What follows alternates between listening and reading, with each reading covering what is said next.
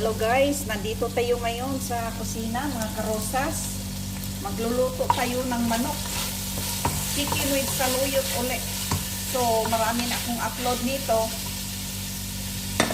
Kung gusto nyong gayahin, hanapin nyo lang yung mulukia recipe, saluyot. Sa Arabic is mulukia. Sa Bisaya is saluyot. Ayan, ang saluyot, ginisa na natin sa garlic. Kasi require. Kailangan talaga sa saluyot na may garlic. At saka sa manok para mas lalong bumango. Ito guys, may problema ako. Ang laki ng problema ko ngayon. Sana matulungan niyo ako, ma-advisean niyo ako. Maturuan niyo ako. Mag-comment kayo sa baba sa video ko. Ang laki ng problema ko. Kasi may GCash ako, matagal na. Iwan ko ba anong nangyari sa GCash ko? Kasi yung unang pag-login ko, pag-gising ko, nag-login ako. Ang lumalabas, something went wrong. Pag-login ko, pag-type ko sa PIN ko, something went wrong. Learn how to troubleshoot. Kahit ginawa ko na lahat, yung guidelines, yung ano doon, mga tips sa health center, wala pa rin nangyari. Nag-chat ako kay Gigi, pinapill up ako ng form. Tapos, pinasubmit, nag-fill up ako ng form. Tapos, pumunta ako sa Facebook. McDonald's. Okay. Tapos, nagpunta ako sa Facebook page. Sabi ko, sir, tulungan niyo ako. Ano ito yung Facebook page sa GCash? Sabi ko, sir, tulungan niyo ako. Kasi 2 days na hindi ako makalagin sa GCash. Lagi na lang something went wrong. Galing na ako sa help center. Walang klaro si Gigi. Lagi na lang nag-forward ng kahit ano-anong mga ipaklik. Wala naman doon ang hinahanap ko. Ngayon, nag-submit ako ulit ng ticket. Nag-submit ako ulit ng ticket. Tapos, pagtapos, nag-reply ka agad. Sinachat ko kay Gigi yung follow-up sa ticket. Wala pa rin nangyari. Sinachat ko kay Gigi, wala pa rin nangyari.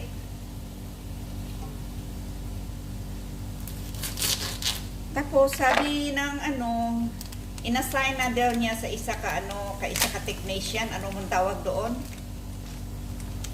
Tapos nag-reply ka agad after 15 minutes nag-reply na ganito ang ipagawa. Lahat sinunod ko, pinagawa sa akin, refresh, lahat. Pumunta pa ako sa kapitbahay para magpalit ng signal kasi mahina daw internet ko. Wala namang nangyari. Tapos hanggang ngayon, tinatry ko pa. Wala ding nangyari. Iwan ko ba, masakit ng ulo ko. Kasi may G-Gibbs ako doon at saka may J-Loan. Malapit ng due date. Siyempre, sa isang araw, magtubo yun. May penalty yun. Masisingil ako dyan. Masisingil ako. Araw-araw may tubo. Siyempre, palaki yan ang anuhan. Lagi kong iniisip, sumasakit yung ulo ko. Sabi ko, paano na ba ito? Paulit-ulit ako, lagi na masabing fill up form. Ilang bisis ako ulit-ulit ako sa kay Gigi, nag-chat kay Gigi. Lagi namang sinasabi na fill up form. Ilang bisis na ako nag-fill up form. Ilang bisis ako mag-submit ng ticket. Pahirapan ng submit ng ticket kasi hindi ako gaano marunong. Ang daming pipindutin doon sa GCash. Ang dami mong hahanapin. Ngayon, hanggang ngayon, lungkot na lungkot ako kasi hindi pa naayos yung GCash ko. Yung budget pambili ng gamot ng anak ko, pamasahe ng apo ko, saka pang bili-bili pang allowance nila, doon sa pamilya ko, nandoon lahat, inaasa ko sa GCash. So, listen to learn na. Ayoko nang umaasa sa inyo. Kasi ang sakit sa ulo. Kasi matagal na akong gumagamit ng GCash, mag-isang taon na, nagkaganyan. Ang sakit sa ulo ko, stress na stress ako. Paano ko gagawin? Anong idea? Sakit ng ulo. Iwan ko ba anong gagawin ko? So, baka may alam kayo kung anong dapat gawin ko. Comment kayo sa may video ko. Mga karosas, baka may alam kayo kung anong dapat gawin ko. So, kung lagyan na natin pala ng black pepper, comment kayo doon sa baba ng video ko. Baka may bago akong idea. Kasi lahat ng ginagawa ko na instruction nila, nanonood pa nga ako ng mga tutorial kaya sa YT. Yung mga nag-share doon, yung magturo. Wala ding nangyari. Puyat na ako kagabi kasi gusto ko mabalik yung GCash ko. Kasi paano na yun yung babayaran ko doon, magtubo na. Ang sakit ng ulo ko, GCash. Ayusin yung GCash niyo. Sana maayos na. Nakaka-stress. Ang dapat kong gawin.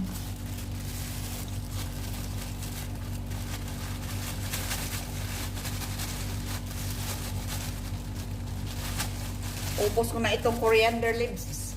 Press ko yan kahapon, nilagay ko sa freezer kasi parang mabilis masira.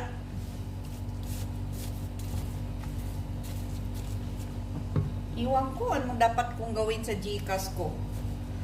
Sana may mag-comment dito, makakaalam, may nakaalam kung ano dapat gawin. Lahat ng tutorial, yata parang lahat ng tutorial sa YT, parang napanood ko na. Ilang beses na ako nag-submit ng ticket. Sabi doon, mag-submit ng ticket, mag-show, mag-fill up sa form. Nakakapagod, wala namang nangyari.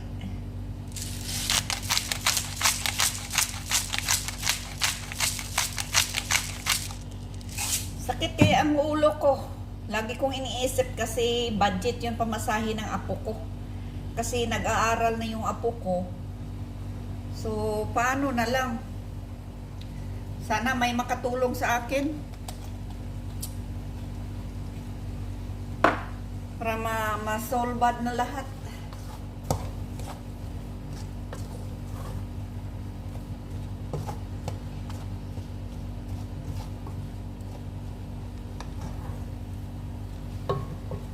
Grabe.